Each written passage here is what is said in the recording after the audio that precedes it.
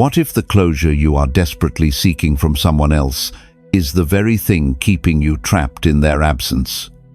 Have you ever noticed how the mind obsesses over one last conversation, one final word, one perfect explanation that will finally make the pain make sense? Most of your suffering is not caused by the fact that someone walked away. It is caused by how tightly you are holding on to the belief that they owe you an ending. If you have ever felt exhausted from waiting for an apology that never comes, or lost yourself trying to force a closed door back open, this is for you. Stay until the end, because the final lesson may change the way you see this silence forever. You rehearse it in your mind, the things you would say, the regrets they should offer. You convince yourself that if you could just sit down with them one more time, if you could just lay out your feelings clearly, the heavy weight on your chest would finally lift.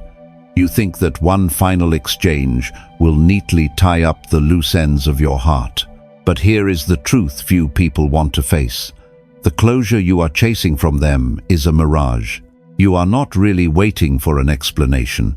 You are waiting for them to take the pain away. You are hoping they will hand you a key to free you from your own hurt.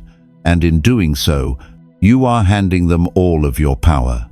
Buddhist wisdom teaches us about the nature of attachment. We suffer not just because things change or end, but because we refuse to accept how they end.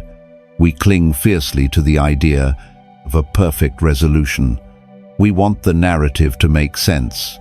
But Buddhism reminds us that the universe does not always give us the courtesy of a clean finish.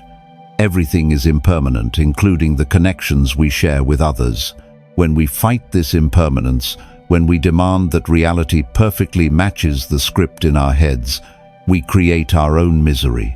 Imagine you are standing before a massive, heavy wooden door. It has been shut from the other side, and the lock has clicked. For days, months, maybe years, you stand there, knocking. You plead with the silence on the other side. You believe that if they just open it one more time to explain why they closed it, you will finally be satisfied. You will finally be able to walk away. But as you stand there, staring at the immovable wood, your back is turned to the entire world. The sun is shining, a gentle wind is moving through the trees, and life is continuing without you. The door is not keeping you trapped. Your refusal to turn around is keeping you trapped. Think about your own life. How much energy have you spent trying to decode silence? How many nights have you lost replaying a relationship, a friendship, or a severed tie, looking for a logical reason where there is only an emotional reality? You drain your own spirit, twisting your thoughts into knots, hoping that if you can just understand their mind, your heart will stop aching. But understanding why a storm hit does not rebuild the house. Knowing their reasons will not heal your wounds. Ask yourself, what are you still holding on to? What are you afraid will happen if you finally accept that the conversation is over? Pause, breathe, observe the desperate urge to fix the past, and just let it sit there. You do not have to act on it. You do not need to send that message. Stop trying to force the door open. Let the feeling rise without making it your master. Because peace is not something you extract from another person. It is something you make space for within yourself. But letting go of the need for an ending is only the first step. And this is where the next truth begins. 2. Why we chase unwritten endings. Here is a truth that is difficult to hold.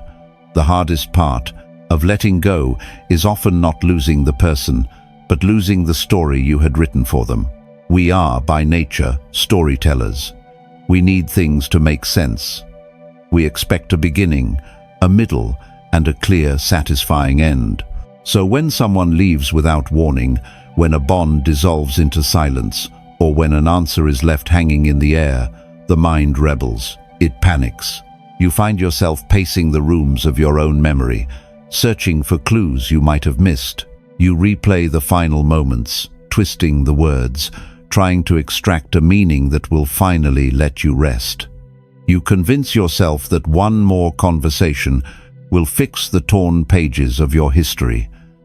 But Buddhist wisdom teaches us that this desperate need for certainty is just another form of clinging. We suffer because we mistake the stories in our heads for the reality or of the present moment. In Buddhist thought, the mind constantly grasps at illusions of control to feel safe. We believe that if we can just understand the why, we can control the pain. We seek to capture an experience, demanding that it follows our rules. But life is not a fixed painting. It is a constant, shifting current. The demand for a perfect ending is simply an argument with reality. And whenever we argue with reality, we lose. Imagine a swift river flowing inevitably toward the vast ocean. You are standing in the rushing water, trying to build a wall of stones to hold the current back. You demand that the water stop. You demand that it explain why it is moving away from you. But the nature of the river is simply to move. It does not pause to justify its course. It does not look back. Your stones cannot stop the flow. They only create harsh, churning turbulence. The harder you fight to hold the water, the more battered and exhausted you become. Look at how this shows up in your everyday life. Think of the hours spent staring at a quiet screen, waiting for a message that will explain the silence. Think of how you hold on to the ghost of a friendship or a past love, measuring your current worth by their inability to communicate. We let our entire day, our entire mood, hinge on the hope that someone who has already walked away will turn around and validate our pain. We put our own lives on pause, waiting for a person who is already walking their own path. Ask yourself, are you really chasing an answer, or are you just afraid of the empty space that comes when you stop asking? Is the story you keep replaying bringing you peace, or is it merely feeding your fear? Pause. Breathe. Notice the deep discomfort of the unfinished chapter. You do not have to write an ending. You do not have to make it make sense right now. Let the feeling of unresolved history rise without making it your identity. Let the book close exactly as it is, with frayed edges and missing words. Because you do not need their final words to be whole. But when you spend all your energy chasing their validation, you slowly begin to slip away from your own center. And this is where the heaviest cost lies. 3. The cost of abandoning yourself. What if in your desperate attempt to hold on to someone else, you have slowly let go of yourself? Here is the silent tragedy of chasing a final conversation. In the pursuit of making them understand, you often stop listening to your own needs.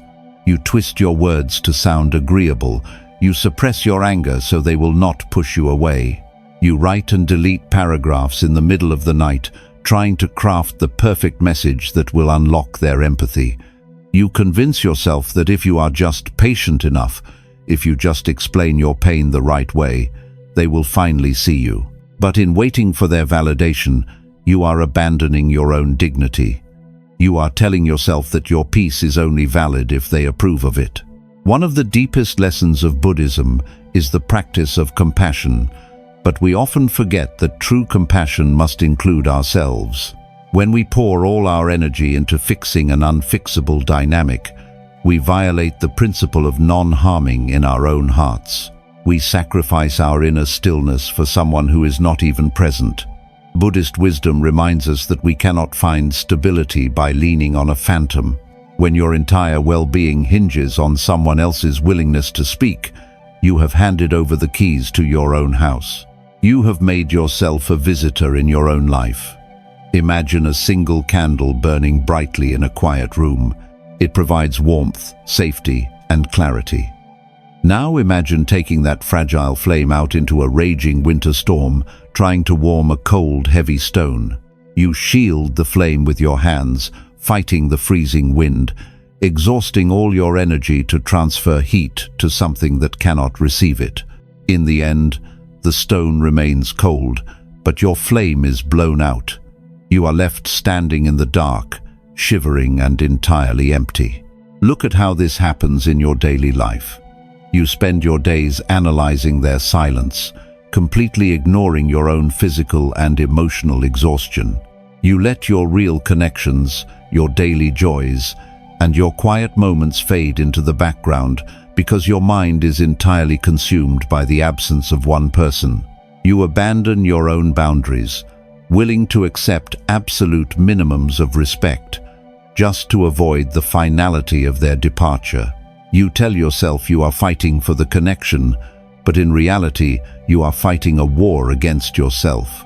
Ask yourself, who is taking care of you while you are busy waiting for them? What pieces of yourself are you willing to sacrifice just to get a few empty words from someone who has already let you go? Pause, breathe. Call your energy back to where it belongs. You do not have to abandon your dignity to prove that you cared. Stop carrying your light into the storm. Protect your flame. Observe the desperate urge to reach out and gently guide your attention back to your own breathing chest. Because true closure will never demand that you abandon yourself to find it.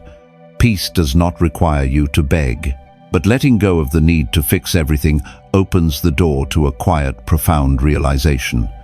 And this is where the next truth begins. 4. The wisdom of incomplete chapters. What if the most profound peace comes not from perfectly finishing the story, but from accepting that some chapters are meant to end mid-sentence? We are conditioned to believe that an abrupt ending is a failure. When someone walks away without a goodbye, when a deep bond dissolves into sudden silence, or when a shared future shatters overnight, it feels like a violation. You feel robbed of a proper farewell. You look at the jagged edge where that person used to be and think, this is wrong. This is incomplete. You torture yourself, pacing through the corridors of your mind, trying to write the final paragraphs of a story that is no longer yours to write. You believe that until the story is finished neatly, you cannot turn the page. In Buddhist thought, the concept of impermanence teaches us that nothing is ever truly fixed, and nothing is ever permanently finished. We suffer because we impose our human desire for neat, predictable endings onto a universe that is wild, fluid, and ever-changing. Buddhism reminds us that an experience does not lose its value simply because it ended abruptly or without a warm explanation. A flower does not need to bloom forever to be beautiful, and it does not offer an apology when its petals finally fall to the earth. The demand for a perfect resolution is simply the ego refusing to surrender to the reality of the present moment. Imagine a magnificent ancient tree standing in a vast forest. During a violent, sudden storm, a fierce wind snaps one of its largest branches. The branch falls, leaving a raw, jagged wound on the side of the trunk. The tree does not stop growing to demand that the storm explain itself. It does not pause its life, waiting for the branch to somehow reattach before it drinks the rain or reaches for the sun. Slowly, quietly, the tree heals over the break. The scar becomes part of its thick bark, a testament to its survival. It continues to grow, asymmetric but deeply rooted, moving forward in its incomplete perfection. Think of how this mirrors the sudden endings in your own life, the heavy silence of an unanswered message, a friendship that fades into distance without a single word of conflict, a relationship that simply stops. We sit at the base of the tree, staring at the fallen branch, refusing to grow because the loss does not make logical sense. We feel cheated. But the longer you stare at what was broken away, the more you miss the sunlight falling on your remaining leaves. You pause your own life, waiting for a person who is no longer participating in it. Ask yourself, what if the sudden, heavy silence is the only closure you actually need? What if there is no hidden meaning, no missing puzzle piece, but simply the reality that their time in your journey is over? Pause, breathe. Allow the story to remain unfinished. Do not force an ending where the ink has already run dry. Let the jagged edges of the experience exist without trying to smooth them over. You can appreciate the chapter for what it taught you without needing it to end flawlessly. Because an incomplete chapter does not mean a broken book. Your life can still be completely whole, even if a few answers are never given. But to turn that page, you must stop circling the empty space they left behind. And this is where the next truth begins.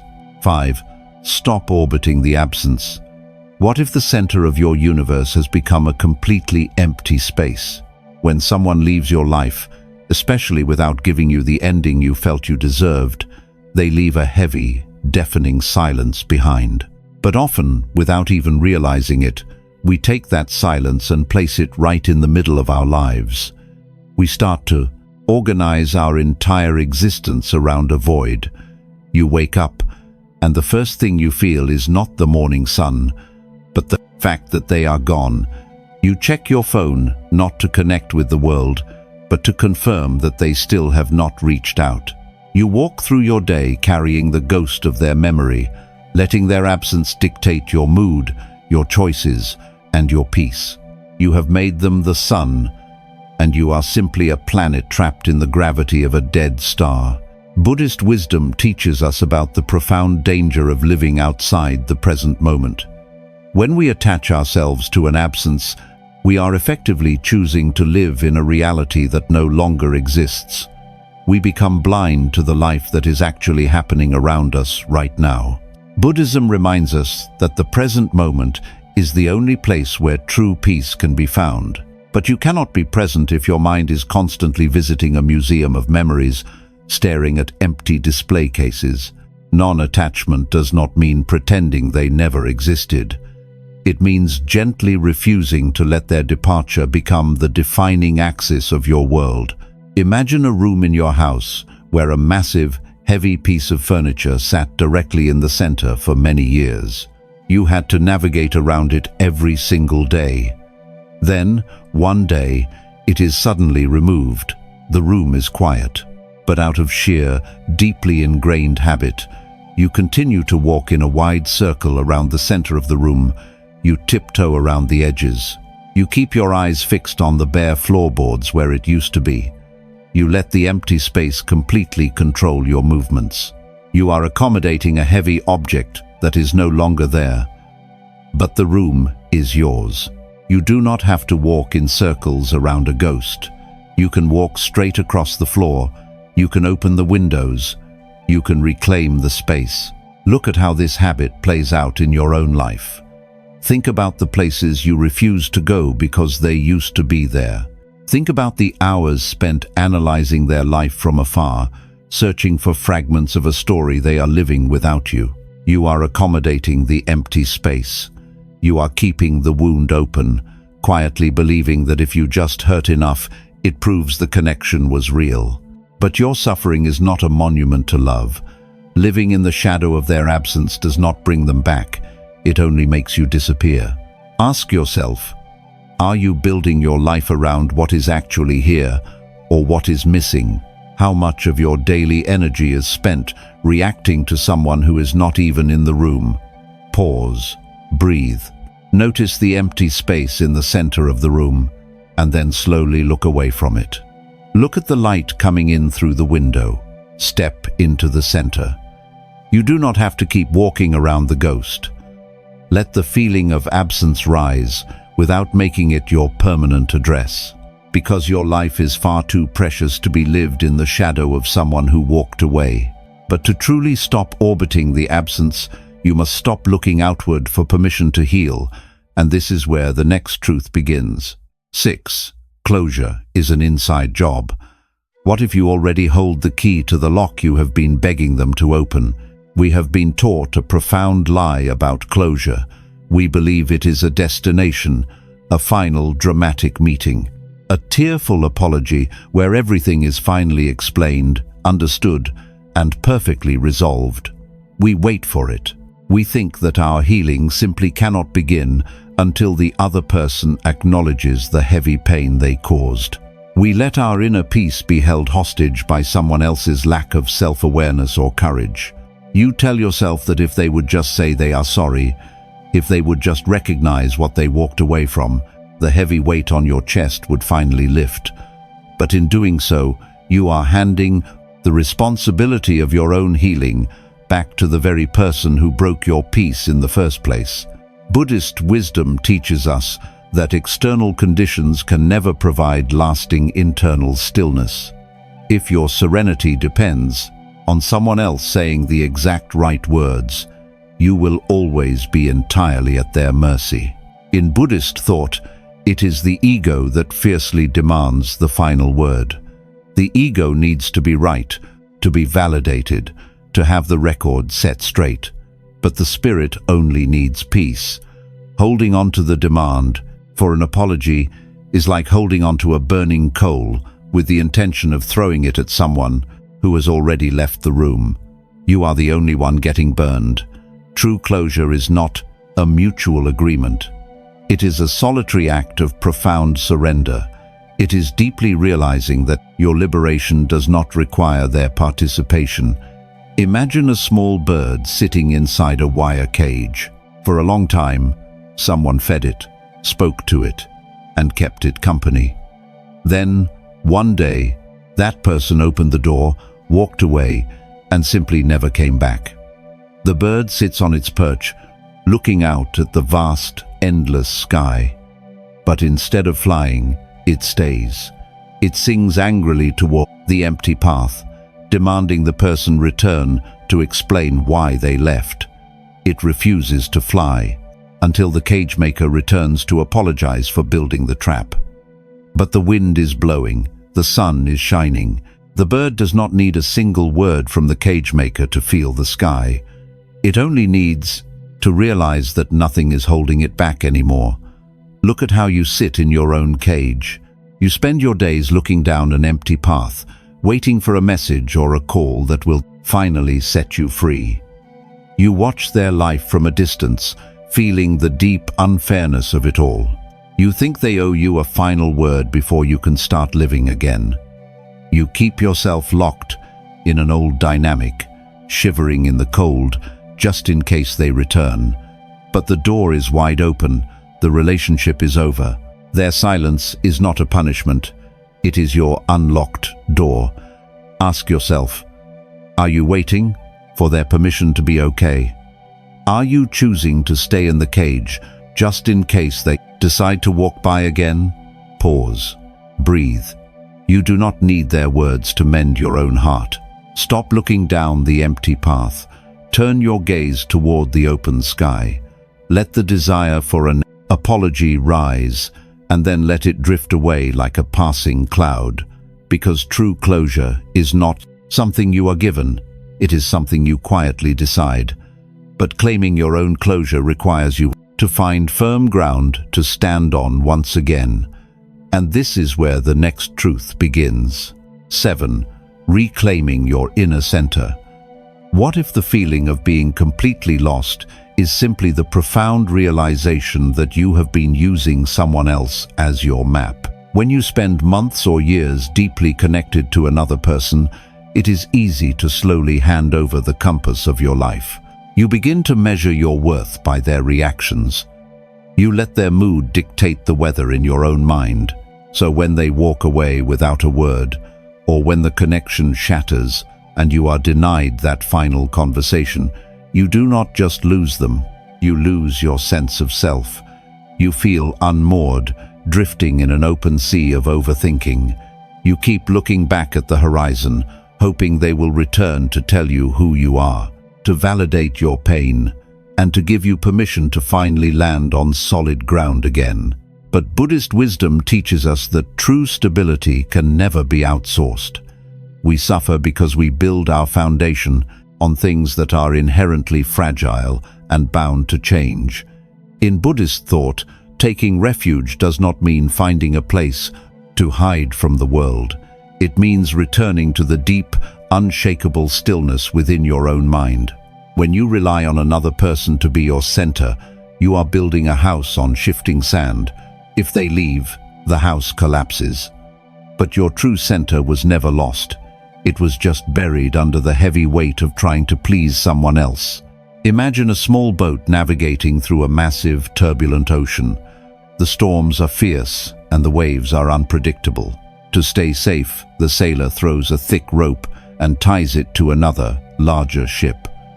For a while, the boat feels secure. It rises and falls exactly as the larger ship does. But one night, in the dark, the larger ship cuts the rope and sails away.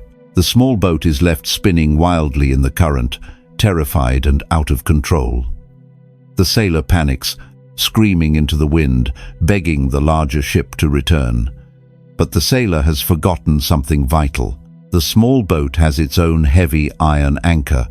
It just needs to be dropped into the water. It just needs to find its own floor. Look at how this mirrors your life right now. You have tied your peace to their actions. You measure your inner calm by whether or not they acknowledge your worth. When they ignore you, the storm hits and you capsize. You abandon your own boundaries, your own self-respect, trying desperately to reattach the rope to a ship that is already gone. But their presence was never your anchor. You are simply terrified of dropping your own weight into the deep water and trusting that you can hold yourself steady. Ask yourself, where is your anchor right now? Who holds the compass to your peace? Are you willing to finally stop waiting for rescue and learn how to steady your own ship? Pause, breathe. Feel the solid ground beneath your own feet. Call your energy back from the shores of their life. You do not need them to steady you. Observe the panic of the storm, but drop your anchor deep into your own stillness. Because reclaiming yourself means remembering that you were entirely whole long before they ever arrived. But to stand entirely in your own power, you must learn to stop fighting the quiet that surrounds you. And this is where the next truth begins. 8. Letting silence be the answer. What if the silence you are fighting so desperately is actually the most honest answer you will ever receive? When someone walks away without explanation, the silence they leave behind feels deafening. It feels like a punishment. It feels like an open question hanging in the air, begging to be answered. You check your phone, waiting for a notification that never comes. You analyze their quietness, convincing yourself that their silence means they are thinking, they are hurting, or they are just gathering the right words. You believe that if you send one more message, if you phrase your pain perfectly, you will finally break the dam and the words will flow. You treat their silence as an obstacle to overcome. But Buddhist wisdom teaches us a profound lesson about the nature of reality. Things are exactly as they present themselves to be. We suffer because we refuse to accept the truth of what is happening right in front of us. In Buddhism, silence is not an empty space waiting to be filled. It is a powerful teacher. When we drop our attachments and observe without the filter of our desires, we realize that non-action is an action. No response is a response. The ego demands words because words can be argued with, negotiated, or twisted. But silence is absolute. It is the reality of the present moment. Imagine standing at the edge of a vast, still mountain lake. The water is perfectly clear, reflecting the sky above. You stand at the shore and throw a stone into the water, demanding that the lake speak to you. The stone breaks the surface, creating a few ripples, and then sinks to the bottom. The lake becomes completely still again. Frustrated, you throw another stone, and another. You exhaust yourself, throwing rocks into the water, waiting for an answer to echo back. But the lake has nothing to say. Its nature is simply stillness. The stillness is not hiding a secret message. The stillness is the answer. Look at how you throw stones into the quiet spaces of your own life. You send a text into the void. You project your own hopes onto their distance. You spend hours analyzing the meaning behind their lack of effort. You exhaust your own spirit, trying to provoke a reaction from a lake that has already settled. You believe that, if you just keep throwing stones, eventually the water will explain itself. But all you are doing is disturbing your own peace. You are fighting the reality of the stillness. Ask yourself, are you truly waiting for an answer? Or are you just refusing to accept the one that is already sitting heavy and quiet in the room? Pause. Breathe. Stop throwing stones into the water. Let the silence be exactly what it is. You do not have to translate it. You do not have to fix it. Observe the overwhelming urge to fill the quiet and simply let it pass. Because true peace comes when you stop demanding that the world sound the way you want it to and start listening to what it is actually saying. But once you finally accept the silence, you are left with an entirely new, open space. And this is where the final truth begins. 9. Making space for life again. What if the end of this story is not about them finally speaking, but about you finally living? In the beginning, we talked about standing before a heavy, locked wooden door. You were knocking, waiting, exhausting your spirit for one final conversation. You believed that you could not take another step forward until they handed you an explanation. You allowed your entire existence to orbit around a profound absence, waiting for an ending to be written by someone who had already put down the pen. But look at how far you have come. You now know the truth. You do not need their words to be whole. You do not need a perfect resolution to turn the page. The closure you were so desperately chasing was never in their hands. It was always sitting quietly in yours. Letting go is not about forcing yourself to forget the connection. It is not about pretending the sudden silence did not hurt. It is simply the gentle, profound decision to stop letting an absence dictate your present moment. It is turning your back to the locked door and realizing that the sun is shining, the wind is moving, and the entire world is waiting right behind you. Buddhist wisdom teaches us that true freedom is found in the complete acceptance of what is. When we stop clinging to the way we wish things had ended, we make room for the way things are actually beginning. The empty space they left behind is no longer a dark void that you have to tiptoe around. It is a clearing. It is fertile ground.